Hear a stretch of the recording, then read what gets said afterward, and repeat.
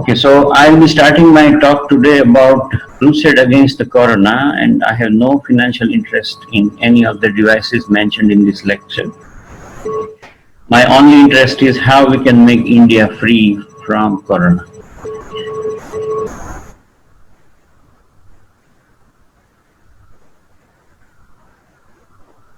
Sorry.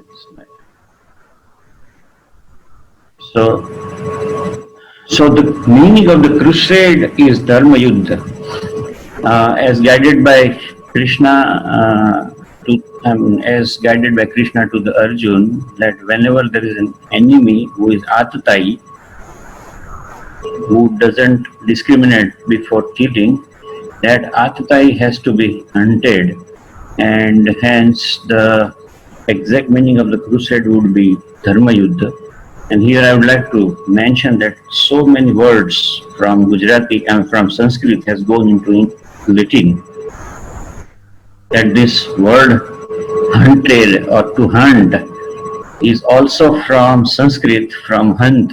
Hunt means hanu, hanan karna, arihant bolte hain. So we are together in the crusade to free our India from the clutch of the coronavirus and make the India shining once again. And I here start with my remembrance of my Guru, Puja Brahma Swami Maharaj, who, when inaugurated my clinic, gave me 5 mantras. That was idea, keep on getting idea, and as many good ideas you generate, harbor them and innovate them on those ideas, indigenize them, integrate them in your practice as far as possible with integrity. So I have lived my 30 years of professional life with this I5 mantra. And this is my current Guru, Puja Mohan Swami Maharaj, who is profusely blessing the research work and the paper which I am going to present to you today in this talk and the other talks. And he has blessed me so much that I am pretty sure that what I am going to talk in next 1 hour or so is likely to change the way the COVID fight against the COVID disease is going on. Originally, the lecture was set as innovative mindset in solo private practice, and that is about bringing a chance to a change. And as you all know, I am from a small city, Bhavnagar, which is a port city in Gujarat. And this is my eye hospital, Akshardeep Eye Hospital. And I'm also a visiting lecturer and a surgical trainer to some of the Chinese universities. So I keep going to China, and this is Lanzhou University, second hospital where I frequently go to teach surgeries. And this is how the conferences are held when I'm there. And the only person speaking English is me and Dr. David Penglu, the head of the Department of Glaucoma there. So he stands beside me, and every word I speak, he translates into Chinese. And we do surgeries together and train the residents. And we also do several camps in the rural China hospitals at various locations.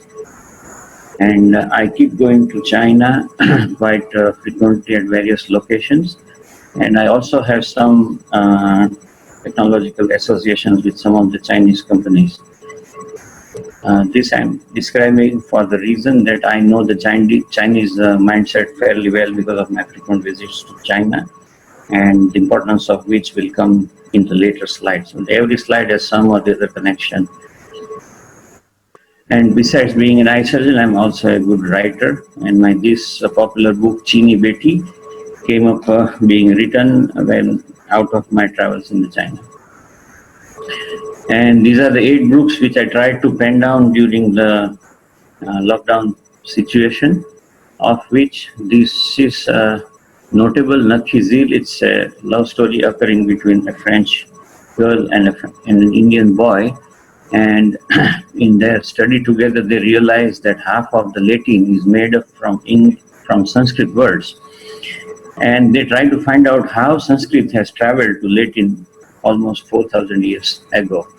And that book is worth discussing. If the time permits, at the end of the session, I'll discuss some of those words. And this is another book which I had written in 1910, sorry, 2010. This is Lactobacillus ammruta, in which I had described a very similar virus, not the same, but similar virus causing a pandemic in the world and causing the situation and scenario something like what we are seeing.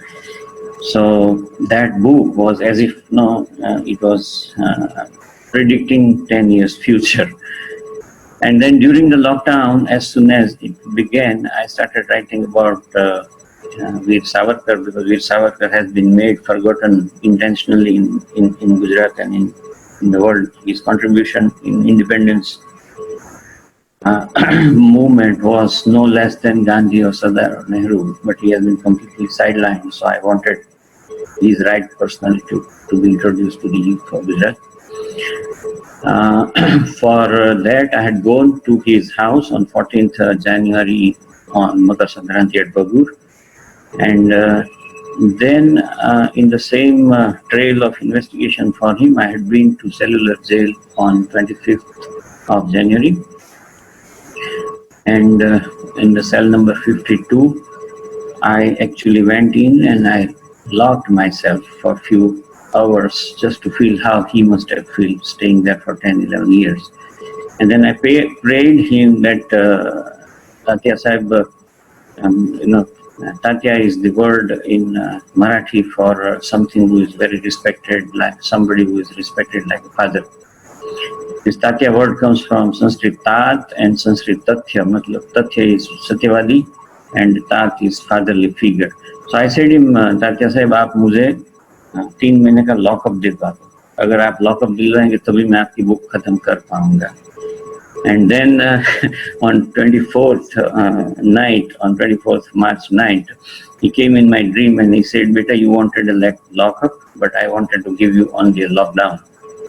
And then he also said that lockup is when you are in the police custody and lockdown is when you are in custody of your wife.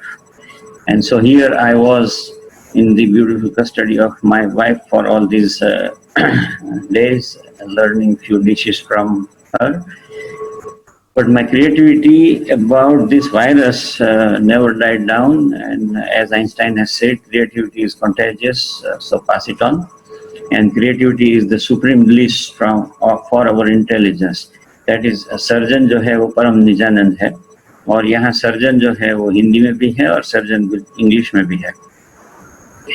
And luckily, this is the house where Einstein lived for 30 years, and I'm lucky that I have a house in the neighborhood. And this is the very place where Einstein used to have his office. That building is now demolished, but he still his bust is still there to remind the place. So invention, let us understand the difference between invention and innovation. So when some forefather first time invented a wheel, that was invention because the wheel was not existent before. But then through a series of innovations, that wheel has reached to the stage of this wheel. So that is number of innovations. For example, in our field of ophthalmology, Sir Harold Ridley had created the first intraocular lens in the world in 1950. So that was invention. But then through a series of innovations, the modern day multifocal and soft and injectable IOLs have now come up. And same is true for the phaco machine. When Dr. Charles Kellman invented the first phaco machine in 1974, it was like this, but through a series of innovations, the modern phaco machines are much more efficient. So invention is somebody who is doing, and then innovation. So inventor could be only one, but innovator could be many around the world. And innovation is always many hands and many brains came together. It's never possible to invent or innovate something single-handedly. And as Thomas Edison has said, there's a way to do it better, so find it. An invention or innovation could be as complicated as making an Alzheimer laser at your home by yourself, or it could be as simple as making this mild steel frame by your local Lohar Mistri, which will hold all the foot pedals of your different machines together, so that when you move from right temporal surgery to superior to left temporal surgery, you don't have to fumble for bringing the foot positions in the right position. They are moving in sync, and they are always in the same position.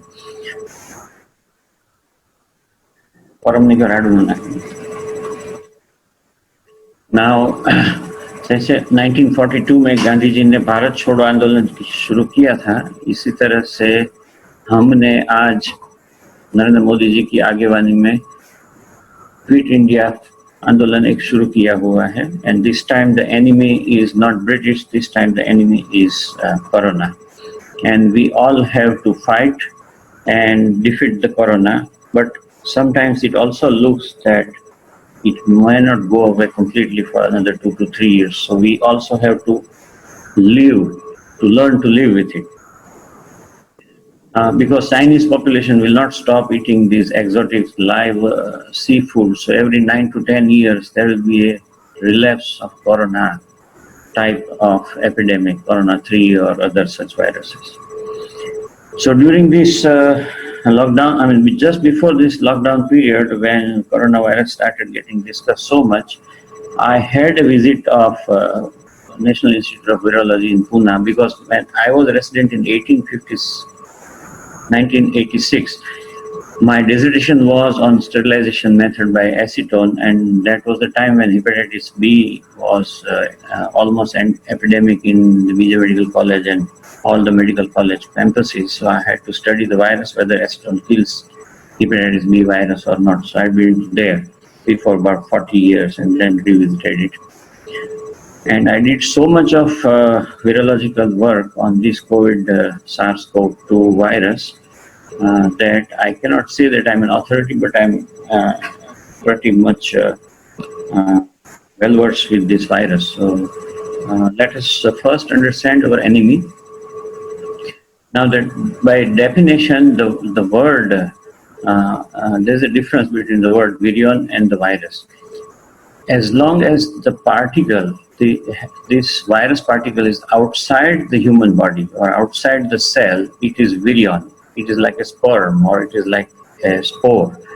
Only when it enters the cell, then only its life begins. Here it is non-living thing, and inside the cell it is living thing, giving command to the cell nucleus to start producing the proteins according to the necessity of its own. So a virion enters the cell, becomes a virus, multiplies, makes millions of copies of itself, and then it comes out by a process of exocytosis, and then again it becomes virion and starts to infect the other patients. And while I was just reading about this, I came to know that Latin word virus also comes from Sanskrit. In Sanskrit, it is believed that some kind of viscerus has spread in the air. So from viscerus, it becomes virus. From virus, it becomes virus. And even today in Europe, this is spoken as virus. It is only in the American dictionary or American slang that it is spoken as virus. The entire Europe speaks virus. Now, this virus originally seems to have originated from the bats in some central region of China, which is known as Hubei. Because the SARS-CoV-2 virus genome and a few viruses taken from this bat's genome are matching to an extent of 98%. So the possibilities are very high that it came from here.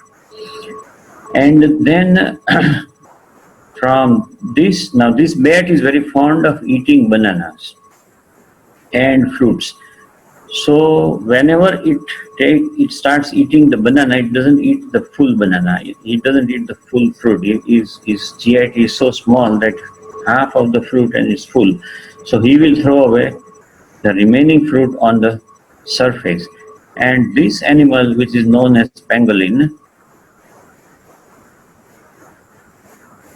this pangolin is again a mammal having shells. So this pangolin cannot rise much higher on the trees, and he is also very fond of fruits. So these two have friendship. This guy will throw half-eaten fruits on the floor, and this guy will pick up those fruits and eat it. So that's why the saliva of this bat will get transferred into the saliva of this pangolin, and then The people in China, they eat both of these animals, and quite often, I cannot show you that picture or image how they eat it, but quite often they eat it live and कच्चा, जैसे हम कच्ची ककड़ी चबा जाते हैं, बिना कुछ भी काटे या बिना कुछ भी कुक किए, they would just add some sauce onto it and they would eat live because they want to take the pleasure of that muscle twitching on their tongue.